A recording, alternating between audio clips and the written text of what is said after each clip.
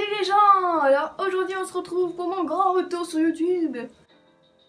Donc comme vous l'aurez lu au titre de la vidéo, ce sera le fameux Back to School que vous m'avez tous demandé. Et je sais que la rentrée est déjà passée, hein. C'est juste que j'ai comme pour habitude d'être en retard, je pense que vous avez remarqué.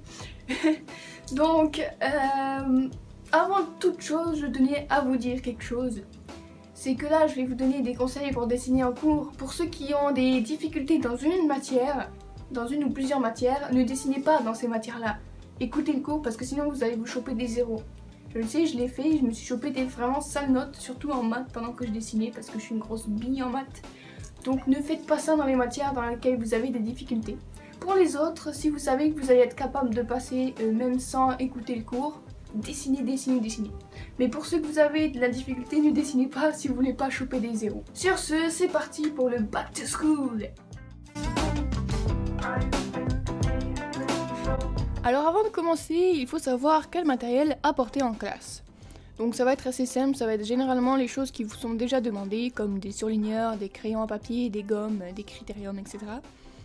Mais vous pouvez rajouter un peu plus de choses, comme pour les stylos, vous pouvez mettre plein de couleurs différentes de stylos. Comme ça, vous allez pouvoir dessiner à peu près n'importe quoi avec, donc voilà.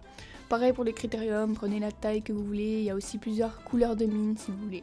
Prenez vraiment plein de couleurs. Pour ceux qui veulent y aller un peu plus professionnel en classe, vous pouvez apporter une petite boîte discrète de crayons avec plusieurs niveaux de gras. Donc ça, c'est vraiment comme vous voulez. Vous pouvez aussi apporter des estompeurs pour faire vos petits dessins au crayon gras, mais c'est moins discret en fait. Donc à moins que vous le peigniez comme un crayon à papier, peut-être que ça passerait, mais bon. Sinon, vous pouvez apporter des crayons couleur et des feutres, pas des feutres à alcool s'il vous plaît, parce qu'on les voit à 10 km. Les seuls qui passent, c'est genre les microns ou les feutres pour repasser, enfin pour l'ancrage, que vous pouvez discrètement glisser dans votre trousse, mais n'y allez pas trop fort avec les feutres à alcool. Côté cahier, vous pouvez prendre un cahier de brouillon pour juste vous exercer en fait sans que ce soit beau, pour vraiment juste apprendre. Ou vous pouvez prendre votre petit carnet de dessin avec les belles pages blanches pour faire de beaux dessins, mais c'est moins discret que la première option. Voilà. On sait tous qu'à l'école, on a tous un cahier de brouillon pour faire des exercices et tout ça, mais vous pouvez aussi prendre un cahier de brouillon pour dessiner. Et c'est ce que je fais et c'est vraiment cool.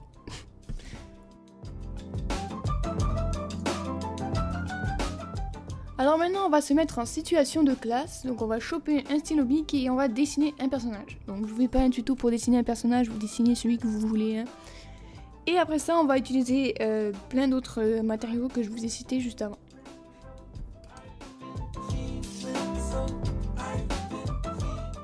Maintenant que vous avez fini votre petit dessin, vous vous rendez compte que vous n'avez pas la couleur beige dans votre paquet de crayons de couleur. Comment vous faites alors pour colorier la peau? Eh bien vous prenez un orange et un marron. Et avec le orange, vous allez commencer à faire les contours du visage avec vraiment un niveau de pression très très bas. Il faut vraiment que ce soit vraiment pâle. Vous allez faire ça sur toutes les zones censées être les plus foncées du visage.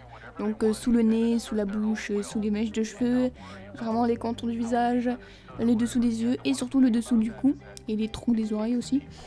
Donc ça c'est pour la première étape. Et ensuite, une fois que ça c'est fait, que vous avez bien délimité vos zones orangées, vous allez un peu plus appuyer fort pour mettre un peu plus d'intensité, de contraste dans l'ombrage de votre peau.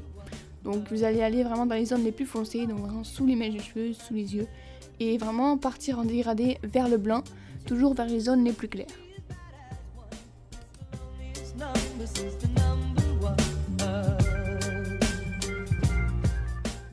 Une fois que vous êtes satisfait de votre beau coloriage à l'orange, vous pouvez légèrement l'estomper avec votre doigt et prendre le marron pour repasser dans les zones les plus foncées, mais vraiment les plus foncées.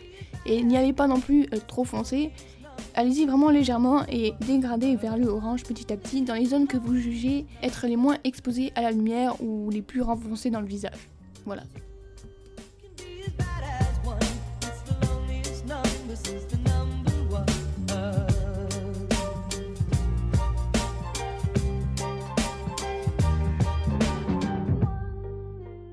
Pour le reste de votre personnage, vous pouvez y aller avec des stylos et faire des hachures pour colorier.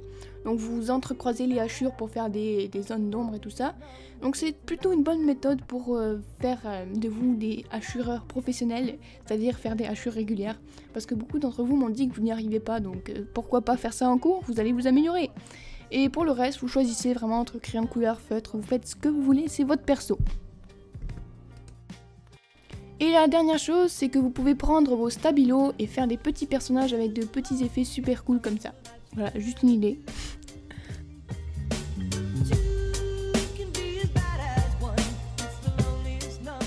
Alors nous sommes ici dans une classe qui ressemble beaucoup à une classe. C'est une mise en situation d'une classe tout à fait normale dans laquelle vous allez avoir vos cours et dans laquelle vous devez absolument tout faire pour ne pas vous faire choper en dessinant. Voilà. Le premier conseil et le plus important, c'est que si t'es au fond de la classe, c'est mieux. Quand t'es devant, c'est vraiment la merde de pas se faire choper, donc essaye par tous les moyens d'aller en arrière. Deuxième conseil, c'est de regarder assez souvent le tableau et de pas rester figé sur votre dessin. Surtout si vous n'êtes pas censé écrire au moment où vous dessinez. Parce que le prof va tout de suite voir que vous n'écoutez pas ce qu'il dit et il va tout de suite comprendre que vous faites quelque chose de pas net. Donc qu'est-ce que vous faites, c'est que vous dessinez et vous regardez de temps à autre le tableau, surtout quand vous savez que le prof se retourne vers vous, vous regardez. Dès qu'il se retourne, vous dessinez, c'est parti. C'est un peu 1, 2, 3 soleil en fait. Le conseil numéro 3, c'est d'avoir une cachette rapide.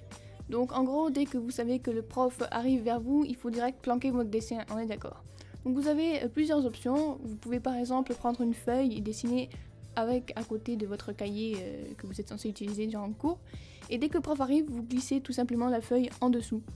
Comme ça, il ne voit rien que du feu et vous faites ça quand même assez discrètement, hein, pas en paniquant parce que sinon il va voir que vous venez de cacher quelque chose, hein, on est d'accord.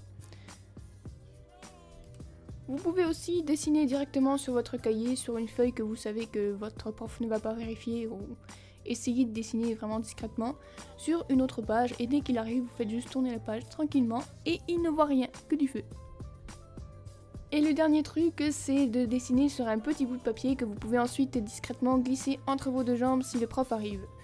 C'est vraiment véridique cette technique parce que surtout si vous échangez des mots entre vos amis, parce qu'on n'a pas le droit au téléphone dans les classes bien sûr, et bien généralement les profs prennent un malin plaisir à vous trouver et à lire le mot en question devant toute la classe, qui est assez chiant.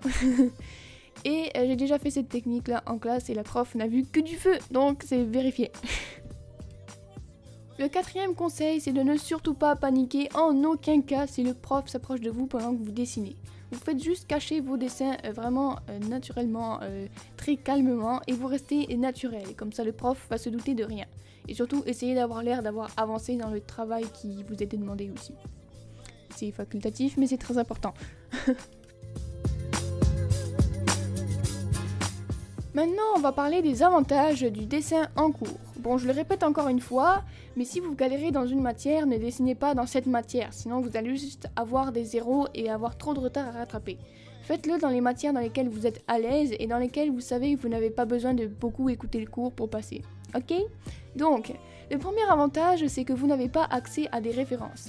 Ça va être vraiment très rare que votre prof vous laisse apporter votre iPad en classe ou votre téléphone pour ensuite que vous l'utilisiez pour regarder des images de référence pour ensuite les recopier en dessin.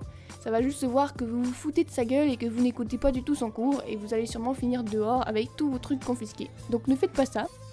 Donc les avantages de cette situation clairement chiante, c'est que vous allez pouvoir enfin apprendre à développer en fait votre culture de dessin intérieur. Voilà, c'est assez bizarre ce que je viens de dire, mais bon. Donc déjà, ça va vous pousser à créer plus souvent vos propres personnages de votre imagination. Et deuxièmement, ça va vous pousser à dessiner de mémoire. Donc ça va vous entraîner justement à avoir des images de référence dans votre tête. Comme ça, vous n'avez plus besoin d'aller en chercher. Vous les avez dans votre tête et vous pouvez dessiner tout et n'importe quoi de vous-même. Donc vraiment, en classe, c'est un lieu aussi pour apprendre les choses qu'on apprend à l'école et aussi pour apprendre à dessiner, peu importe si vous avez des cours d'art ou pas. Vraiment, amusez-vous en classe à dessiner des trucs que vous avez jamais dessinés et essayez de mémoire. Même si vous avez jamais essayé de les recopier à partir d'une image de référence, essayez de les dessiner de mémoire et ensuite à la maison essayez de les dessiner à partir d'images de référence et voyez ce qui ne va pas pour ensuite vous améliorer et faites ça tous les jours en cours et vous allez vraiment beaucoup vous améliorer. Donc voilà, c'était les gros avantages de dessiner en cours. Et voilà, c'est déjà la fin de cette vidéo Back to School, donc j'espère qu'elle vous aura plu. Si c'est le cas, n'hésitez pas à me le dire en commentaire, en likant, en partageant et surtout en vous abonnant. J'espère que vous n'êtes pas trop fâchés qu'elle soit sortie vraiment plus tard que la rentrée, mais bon, j'ai comme pour habitude d'être en retard. Je suis désolée. Alors sinon voilà, c'est tout. Vous pouvez aussi me suivre sur mes réseaux sociaux qui sont dans la barre de description. Et sinon, je vous dis sayonara et à bientôt pour de prochaines vidéos.